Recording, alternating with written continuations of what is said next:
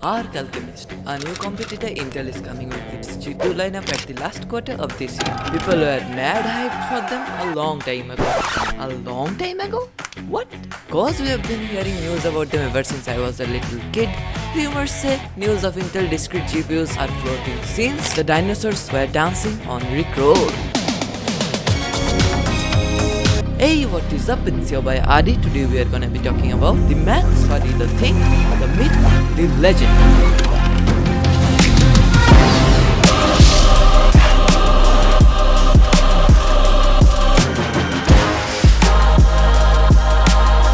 Intel has detailed three different ARC families: an entry-level A300 series, the mid-range A500 series, and the high-end A700 series. The extra product names haven't been announced, but Intel has detailed a full mobile lineup. Unfortunately, Intel has decided to launch the ARC products, both mobile and the desktop, in China first. That's not a good look, especially since one of the Intel's previous China-only quote-unquote products were Cannon Lake with the Core i3-8121U. That basically only just saw the light of the day before getting buried deep inside underground. A380 released on June 14th this year, and the other ones will be released soon after Q3 of 2022. Specifications. So specs, right?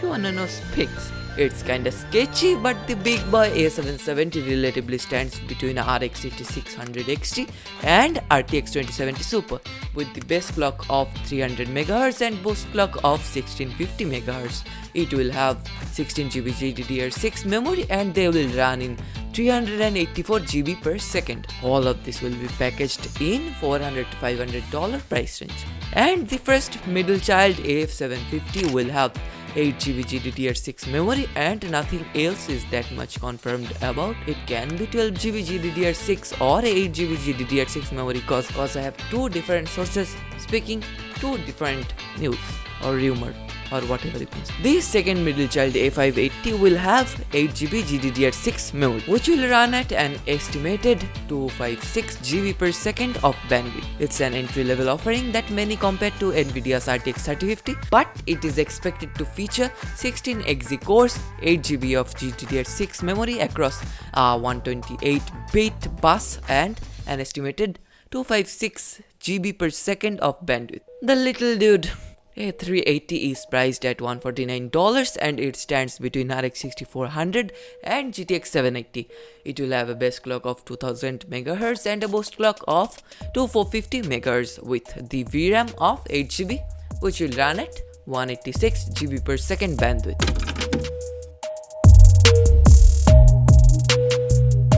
Power. The Arc Alchemist lineup will include the flagship ARC A770, which will feature ARC A770 G10 GPU with 32 Xe cores and a 256-bit bus interface. The Intel Arc A770 will feature both 16GB and 8GB flavors across the 256-bit bus interface and a TDP of 225 watt. The second one, Intel Arc A750, will have a TDP target of 225 watt, same as the Arc A770.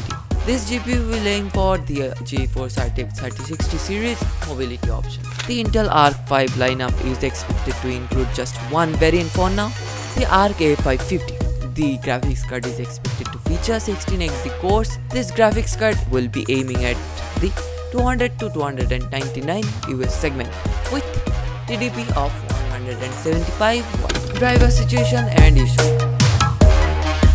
Basically, Intel is trying to bite off more than it can chew for gaming. It should have stuck to the basics and polish it properly before the introduction of the newer fancier features like smooth syncing. And don't even get me freaking started on it. The visual artifacts are really freaking annoying, and it's one of the main selling point of them. How? Arc software installation process, another freaking nightmare. I use the word freaking a lot, I see. It's nearly impossible to install it properly and not to break so fundamentally that it cannot be ever opened. And after that happens, you can't even reinstall it. Then using your big brain, if you can uninstall the driver, quote unquote somehow, the installation process will follow the same breadcrumbs of your last install, and then it will be just stuck. Again, you can do all this if you fortunately get a display out of the GPU. It has issues outputting the display and nobody has a room full of monitors just to test what monitor works and doesn't work with the GPU A380. Please check Gamers Nexus's video on this topic to know more. I just said the gist of it. I don't think you need to know more. So stick with the video. Resizable bar or Aribar. So what's this Aribar or resizable bar? Basically it's the Intel equivalent of AMD SAM, Smart Access Memory. Let me know in the comments if you wanna know more about it. Intel strictly recommends turning it on and we can see why. Without Aribar, it's utterly awful and miles and bounds away from the other cards on the market. Average FPS is affected up to 39% from enabling the Aribar, but 1% lows are affected even further. In conclusion, we can say Aribar is a must if you remotely want to enjoy your time with this card. The frame time consistency is horrible without Aribar. If your old PC can't support Aribar, this is not a card you should even consider in the back of your mind. One thing in particular, when we look at the performance in higher res, it performs relatively freaking well, unlike in 1080p, although playing in 4K or 2K is impractical with this card, A380. If I had to sum up the entire ARC lineup in one sentence, quote, there is no consistency in performance, end of the quote. The behavior is erratic based on the API, that means DX11 or DX12, you get the gist, or the age of the game, and also the driver optimization based on what game you are playing. It all ties together, trust me. Most modern games offer DirectX 12 or Vulkan in their game, and ARC might not be able to handle it properly. We get it, it's really hard. AMD and Nvidia has decades of experience, a lot of data to optimize their drivers. On the other hand, baby Intel has none of, unfortunately. They have made one set of fucked up drivers for their more fucked up GPUs. So it will naturally take some time to stabilize the performance in different games from different APIs and ages of their release. So what do I have to say on all of this? To speak the truth, somebody has to die.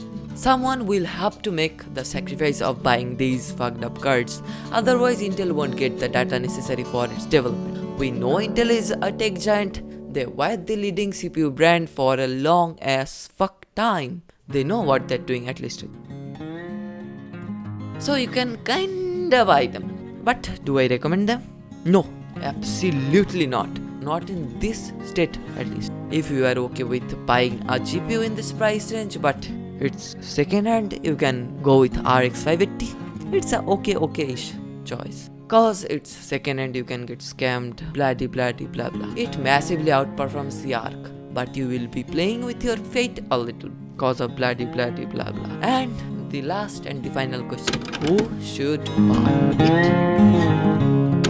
If you are an enthusiast, or a mad lad, or a man-child who likes to play with hardware like me and also have blind spending money, can buy this card. I'm talking about A380 and all the other ARC GPUs that will be coming down the line. And that's everything I have for you guys today. If you want to know more about Intel's products, Intel's upcoming lineup for their CPUs, please check out this freaking video. You'll get to know a lot. Trust me. Sayonara. Have a good day. By the way, Intel has already started taking action to optimize their drivers. So, have a good day. Tada.